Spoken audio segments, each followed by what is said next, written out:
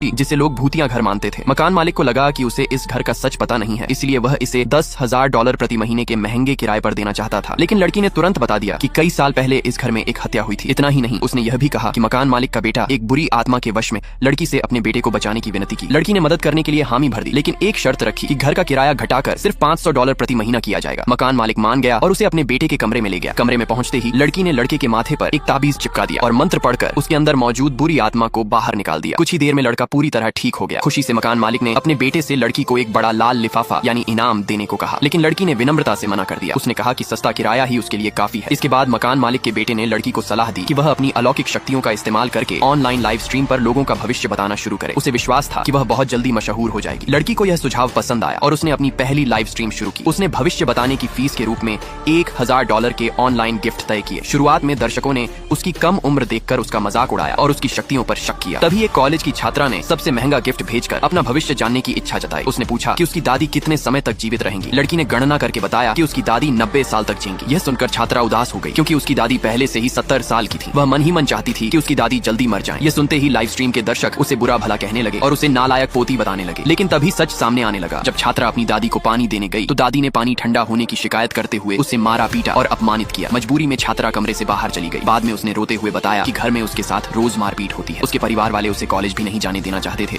और बहाना बनाते थे कि उसे अपनी दादी की सेवा करनी चाहिए। लड़की ने उसकी किस्मत और चेहरे को देखकर कहा कि उसकी पहचान उसके परिवार से मेल नहीं खाती। उसने बताया कि वह उस परिवार की असली बेटी नहीं है। यह सुनकर छात्रा ने अपनी दादी से सच्चाई पूछी। दबाव पड़ने पर दादी ने कबूल कर लिया कि कई साल पहले उन्होंने उसे अस्पताल से चुराया था। इतने में उसके गोद लेने वाले माता पिता कमरे में आ गए। उन्होंने गुस्से में उसका फोन जमीन पर पटक दिया और लाइव स्ट्रीम अचानक बंद हो गई। दर्शकों को चिंता होने लगी कि कहीं लड़की के साथ कुछ बुरा न हो जाए। अब सभी को यकीन होने लगा कि भविष्य बताने वाली लड़की सचमुच असाधारण शक्तियां रखती है। उसी समय अपनी 18 साल पहले खोई हुई बेटी की तलाश कर रहे एक अमीर दंपति ने भी लड़की से संपर्क किया। उन्होंने भी सबसे महंगा गिफ्ट भेजकर अपनी बेटी के बारे में पूछा। लड़की ने ध्यान लगाकर देखा और तुरंत समझ गई कि उनकी खोई हुई बेटी वही छात्रा है जिससे वह अभी अभी बात कर रही थी। पहले तो अमीर दंपति को लगा कि लड़की उन्हें धोखा दे रही है, लेकिन जब उसने उनकी बेटी के जन्म की तारीख, अस्पताल का नाम और वह पैतृक जेड का लॉकेट तक बता दिया जो उन्होंने जन्म के समय अपनी बेटी को पहनाया था और जो अब उस छात्रा के गोद लेने वाले परिवार के पास था, तब उन्हें पूरा विश्वास हो गया। वे बिना देर किए अपनी बेटी को वापस लाने के लिए उसके गोद लेने वाले परिवार के घर पहुंच गए। उस समय छात्रा पर उसके गोद लेने वाले माता पिता और दादी झूठा आरोप लगा रहे थे कि उसने भविष्य बताने के लिए घर से पैसे चुराए हैं, जबकि वह बार बार कह रही थी कि उसने वह पैसे कूड़ा बीनकर और मेहनत करके जुटाए थे। फिर भी वे उसे सजा देने ही वाले थे। ठीक उसी समय अमीर दंपति वहां पहुंच गए। उनके पहुंचते